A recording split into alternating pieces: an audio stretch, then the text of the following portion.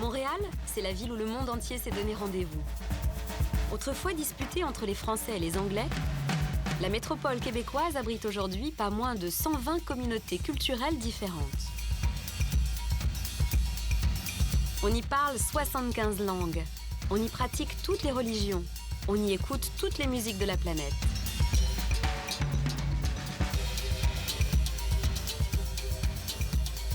Un kaléidoscope culturel unique à explorer d'un quartier à l'autre. Au fil de cette balade multicolore, j'ai appris le secret de la barbe de dragon dans le quartier chinois. J'ai croisé le chemin d'un ange dans le quartier portugais. J'ai parcouru un monde de saveurs dans la petite Italie. J'ai découvert la poésie militante d'un rappeur algonquin et le hijab sportif d'une styliste iranienne.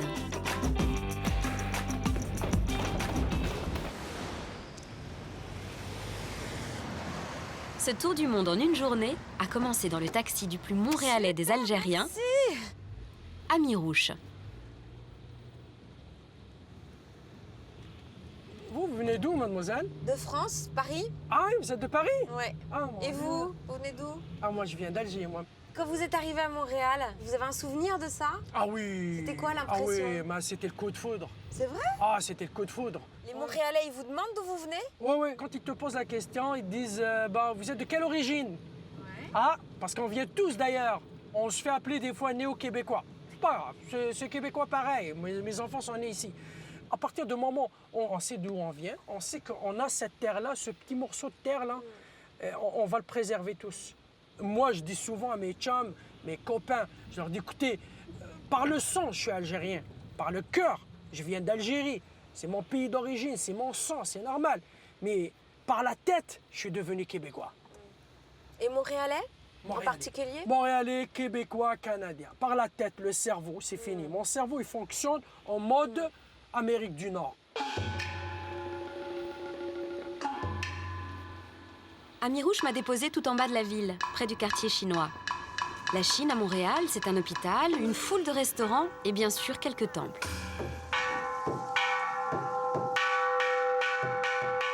C'est dans l'un d'eux que je rencontre Wang Yefan, récemment émigré, et son ami Francis, un passionné de culture chinoise. Je suis déjà rentrée dans un temple chinois en Chine. C'est la première fois au Canada.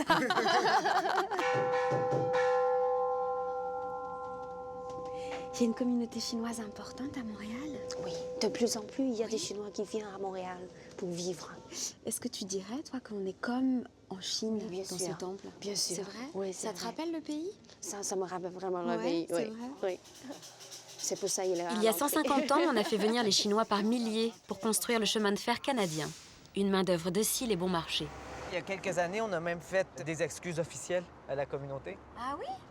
Ah oui? Pour les pertes humaines? Oui, parce que c'est eux qu'on utilisait dans les travaux les plus dangereux. Ah, d'accord. Donc oui, ils ont payé leur droit d'entrée. Ah, voilà la porte. Ouais, la porte de l'Ouest. Aujourd'hui, la communauté compte 75 000 personnes. La plupart vivent hors du quartier chinois, mais beaucoup y travaillent, comme ce vendeur de bonbons à la barbe de dragon. C'est comment votre nom à vous? Confatine. Konfachin. Et comment les Québécois ils vous appellent? Les gens de Montréal, ils vous appellent comment? Johnny. Johnny. Alors qu'est-ce qu'on goûte? On fait des Qu'est-ce qu'on bonbons. goûte? Ouais. Ça, c'est fait à partir de sucre. D'accord. En finissant, on lave 8000, 192 filaments. Excès. Pas plus, pas moins. On commence avec une forme de péricot comme ça. Ouais. Un ton double, ça donne 2. On double 2, ça donne 4. 8. Quel artiste? 16. 32. 64.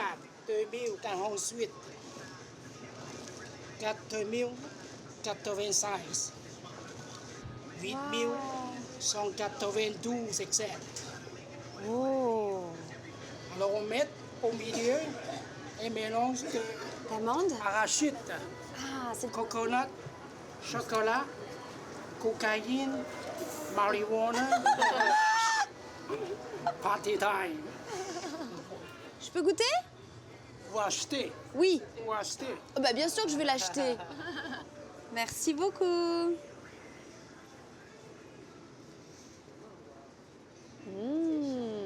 Comme Yifan, près de 3 Montréalais sur 10 sont nés à l'étranger. Autant d'histoires d'exil et d'adaptation plus ou moins aisées en terre canadienne. Ben, au début, c'était vraiment difficile. Comme quand je suis rentrée à l'université, je trouve que les gens ont le cœur froid. Le cœur froid? Oui. C'est vrai, Il vraiment? y a personne qui voulait bien m'aider. Ah bon? Oui, pour le vrai. Parce que je parle pas bien français, mais eux autres sont pas assez patientes. Ils ont trouvé que je traîne leur travail. J'ai eu une idée de retourner à mon pays. Parce que c'était vraiment difficile. C'était trop dur. Trop dur, oui. Mes parents sont en Chine. Je ne sais pas si je vais rester ici ou retourner pour les accompagner. J'ai étudié ici, j'ai le diplôme ici, alors j'ai un bon avenir ici. Ouais. Si elle se choisit un destin canadien, Yifan enrichira à son tour la mosaïque montréalaise.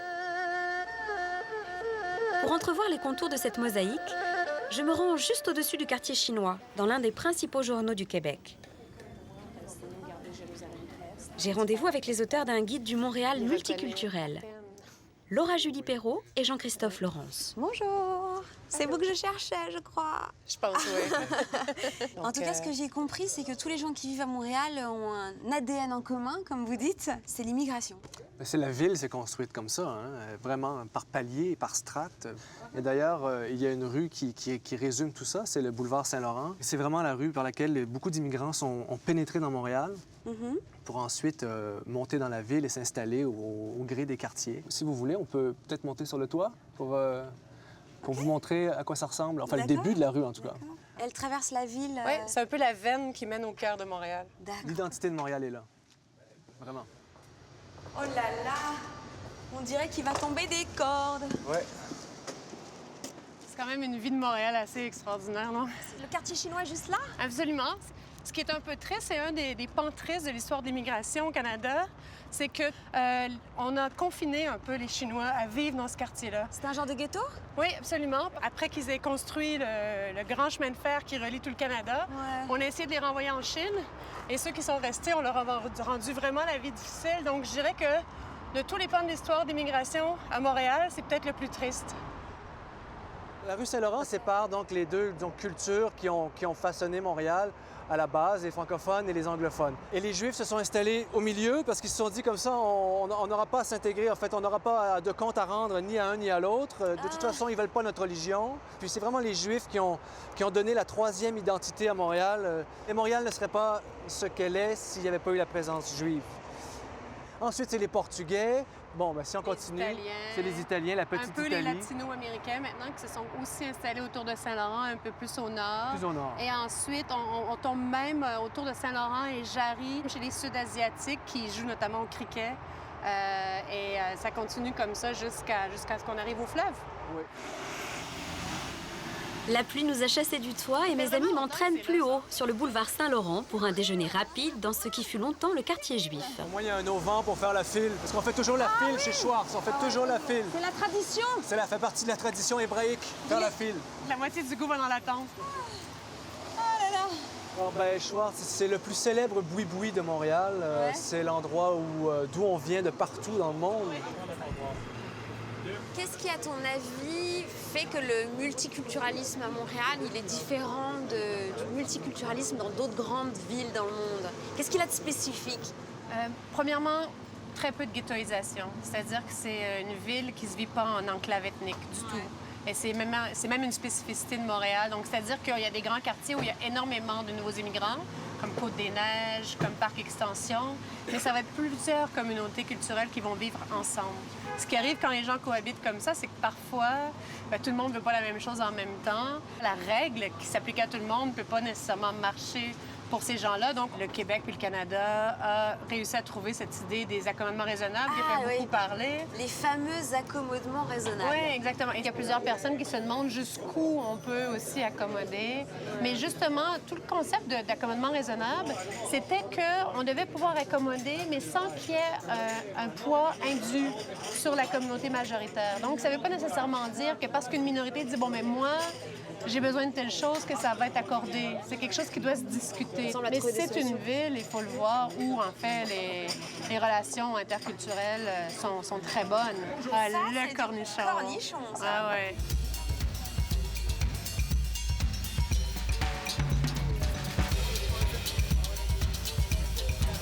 voilà, ça tombe partout, c'est pas grave. De façon élégante de manger ça. Entre ça nous. fiche. C'est bien grassouillé quand même. Hein? Ah oui, vraiment.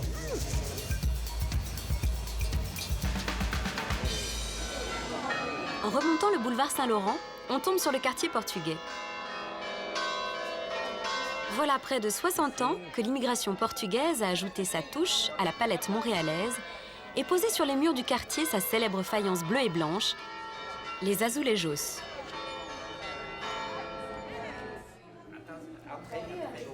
Dans le centre communautaire Santa Cruz, on apprend à les peindre grâce à Nelson, un professeur portugais qui prend ses quartiers à Montréal plusieurs fois par an. C'est là que ça se passe pour le... Ici, on apprendra à peindre des tuiles.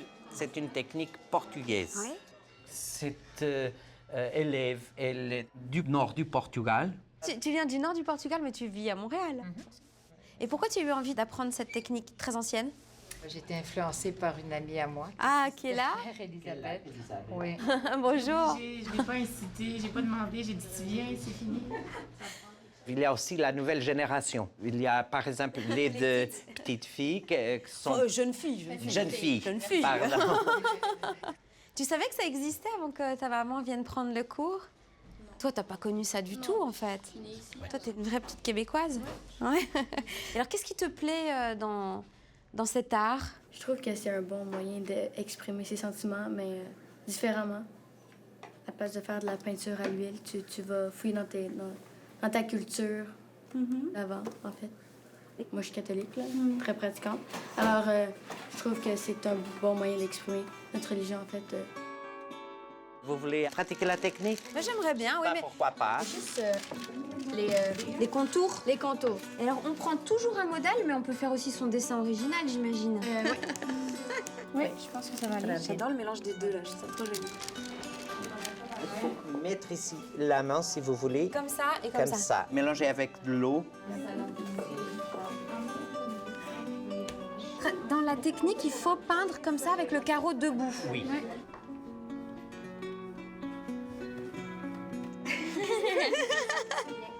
Alors dites-moi, vous qui faites la navette entre le Portugal Oui. et Montréal, est-ce qu'il y a une différence entre les Portugais de Montréal et ceux du pays? Ici, ils vivent leur tradition plus fort que chez nous au Portugal. Moi, comme j'habite à Lisbonne, parfois, notre culture, elle est très diluée. Ici, je me sens à ma maison aussi. C'est un peu l'enfance qui revient. Oui, oui.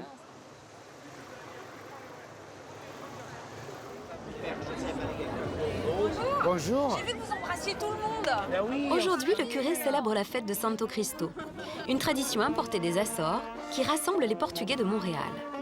Alors on a une communauté d'environ 60 000 Portugais à Montréal. Vous la sentez comment, cette communauté très fermée sur elle-même? En ce qui concerne la pratique religieuse, oui.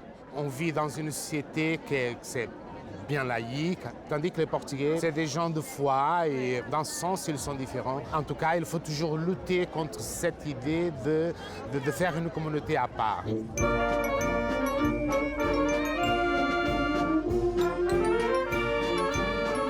Chaque communauté défend vigoureusement son identité, tout en se mélangeant peu à peu au reste de la population montréalaise.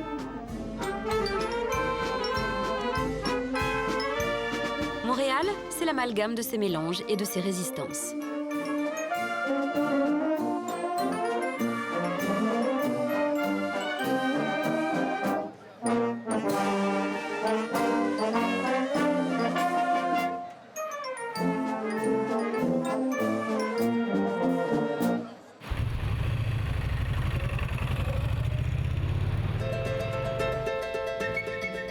Plus haut dans la ville, on arrive au marché Jean Talon, l'épicentre de la petite Italie. Le ventre d'une communauté qui a amené à Montréal sa gastronomie. Vous n'avez pas des tomates italiennes, c'est ça? Elena est arrivée de la région de Rome quand elle avait 6 ans. Elles poussent où, les tomates italiennes, là? Ça vient de où? Des États-Unis, hein? Aujourd'hui, elle est une figure du quartier italien.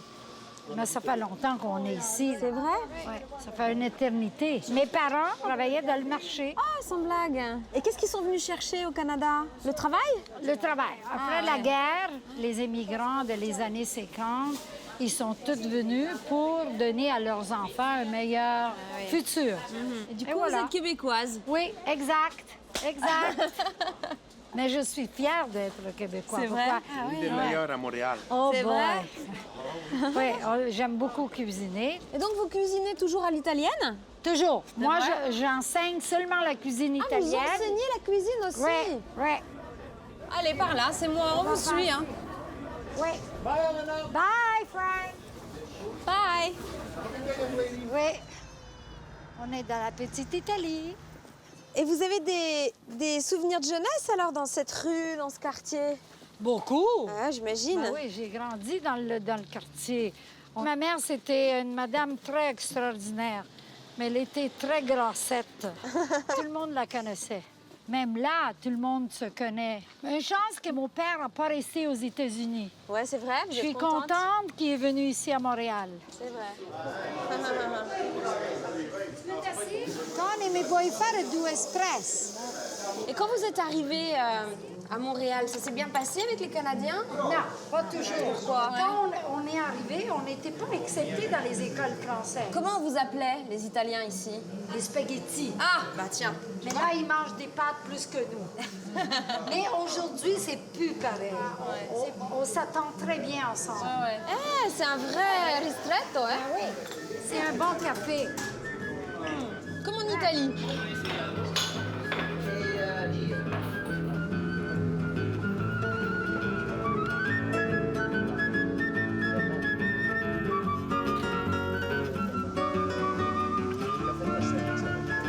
Bienvenue à l'école Mezzaluna. L'heure du cours de cuisine est enfin arrivée. Elena joue ici son rôle préféré. On va faire vraiment les boulettes. Je vais vous montrer comment les faire. Moi, les miens sont les meilleurs au monde. Voilà. Moi, je trouve que la texture est belle. On va mettre de l'huile en la tournant comme ça ici. Puis la boulette est faite. Il y a quelqu'un qui veut venir m'aider? Quand vous faites la cuisine tout ensemble, vous parlez que cuisine? Non, on parle des hommes. Ah! On parle de sexe, on parle de toutes sortes de choses. Hein? Non? J'ai laissé Elena et ses élèves à leur confidence et j'ai poursuivi mon chemin vers le nord de la ville. L'immigration la plus récente est celle des musulmans. Cette nouvelle population trouve peu à peu ses marques dans le creuset canadien. Mais comment s'intégrer en conservant ses traditions? Cette question épineuse, une jeune styliste y a apporté sa réponse personnelle. Ouais. Alors tu me donnes rendez-vous? Elam Seyed Javad a dessiné un hijab particulier pour les sportives musulmanes. Moi, je suis quelqu'un de très sportif et puis j'adore observer le sport aussi. Oui. Donc, qu'est-ce que tu fais comme sport? Tout ce qui est sport, je joue. Comment tu as eu vent, toi, de cette histoire de ces filles qui portaient le voile et qui pratiquaient le taekwondo? Comment tu as su qu'elles étaient exclues du tournoi parce qu'elles portaient le voile? On a entendu beaucoup sur les nouvelles parce que l'équipe musulmane de Montréal se sont fait expulser des tournois en 2007 à Laval parce qu'elles portaient le voile. Et puis l'arbitre mentionnait que le voile conventionnel utilisé n'est pas conforme au règlement du jeu. J'ai commencé à travailler sur ce projet parce que pour moi, c'était absolument pas acceptable que ces filles elles soient exclues à cause de leurs croyances. Or, elles font partie de cette société. Et puis, mon objectif, c'était de leur donner l'outil pour qu'elles puissent se sentir incluses comme elles devraient l'être. En fait, c'était un petit projet universitaire et puis aujourd'hui, c'est une ampleur mondiale. Il y a des athlètes qui me contactent d'un peu partout dans le monde et elles me remercient pour l'initiative que j'ai prise. J'aurais jamais pu imaginer être là aujourd'hui. Là, c'est... Oui, allez-y. Merci.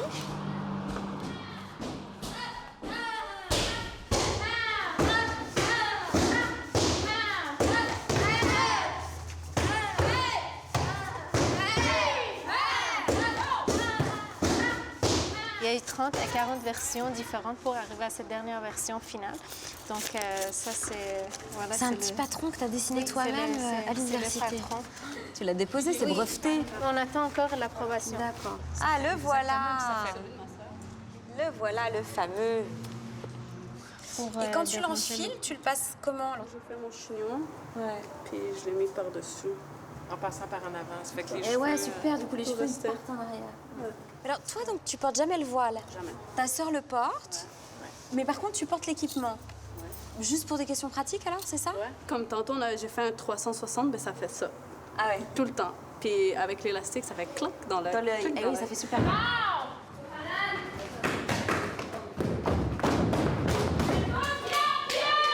Comment tu as réussi à te protéger de la récupération et religieuse et politique?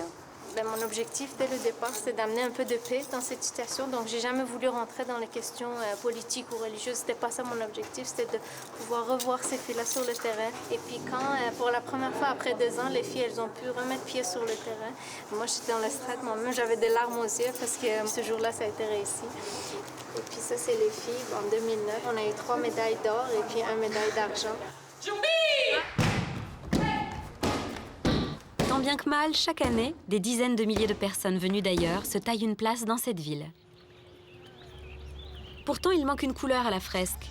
Les autochtones amérindiens, descendants des premiers habitants de la région, vivent souvent en marge de la société québécoise. Parmi leurs représentants les plus virulents, un rappeur, un musicien nommé Révélation de l'année en 2009, Samian.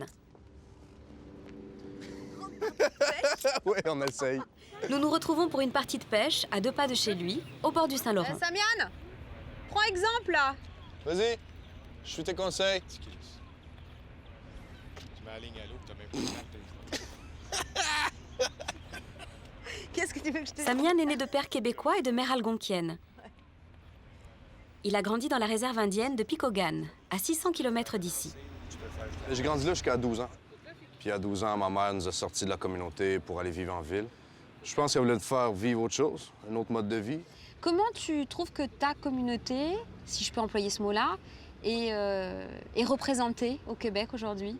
On vit, je pense, dans un pays extrêmement hypocrite par rapport à ça. On cache les Indiens, on est comme, ça vit dans les réserves d'un bord et de l'autre et tout. Puis je pense que la population au Canada ou au Québec, peu importe, est juste mal informée.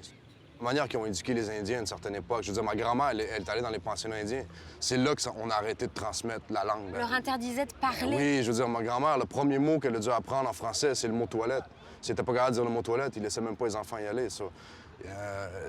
Ils ont appris le français aussi par la force physique. Je veux dire, ces enfants-là se faisaient battre quand ils parlaient en algonquin entre eux autres. Et tu vois comment l'avenir de ton peuple au Québec?